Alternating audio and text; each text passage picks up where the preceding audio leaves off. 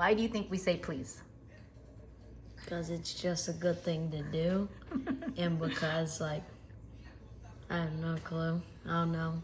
I don't know why we can't just say, can I have this? I don't get it. Like, or not like in a mean way. I just don't get, like, why you can't just say, can I have this? Like, you have to say, please, can I have this? I don't get it. So I've explained why you have to say, or you should say, please, thank you, excuse me, you're welcome. And my first reason for guiding or recommending my children say please is because you are asking someone to do something that takes away from their own time. You are giving them the choice to do it. However, you're saying, may I have the milk? Can you get me some milk, please? Right? So I'm asking you to stop what you're doing and take time to go get something for me as a favor to me. I'm taking up your time. For some reason, I can't get it. And please, could you do this for me? So you're essentially asking for a favor and to take away someone's, time and effort to do something for you. So it's not because, you just want to say please and then you're going to get whatever you want. You are making the conscious thought and appreciation. You are acknowledging that this person is going to do something for you. Please. So please, it's nice. Yeah, it's nice to say please because you're asking them to do something for you already. So you might as well say please about it. And then, of course, with the thank you, you appreciate that they did that for you. And then, on the other hand, when, let's say I was the one getting the milk, I would say you're welcome after they say thank you. Like, hey, you know what? I am happy to do that for you. Thank you for acknowledging that I did this. So you're welcome.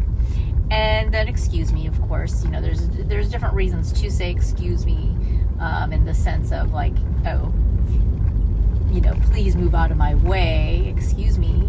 Or, there's different reasons to say excuse me. But for this particular episode, I am talking about really please and thank you, and why we have manners. Because for me, it's not about forcing a child to do these things. I know there's some controversy these days about teaching please, thank you, and excuse me, and you're welcome, and a lot of parents believe that, or some people believe that it's forcing a child to act a certain way.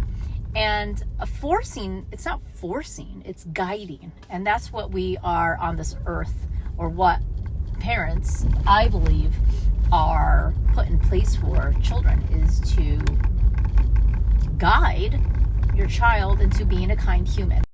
I do think that raising kind humans is, what we should all be striving for, back in the old days, now, in the future, because what's it all for in the end? I put my, kids in sports and all kinds of activities and try to work with them on a lot of things. I do not care if they're the smartest person on earth, the most talented person on earth, the best athlete. Of course, I hope they're well-rounded and they, really excel in something and find what it is that they want to be good at.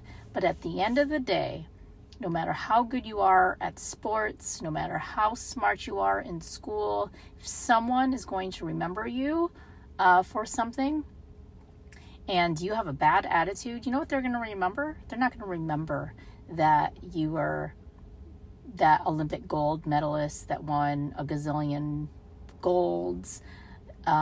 If you have a bad attitude, they're going to remember that one time or multiple times that you had a bad attitude. And by the way, having a bad attitude doesn't help you win.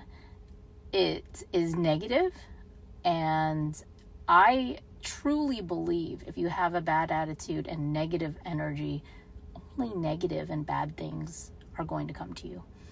And it's the vibrations, right? So at the end of the day, I've told my children, hey,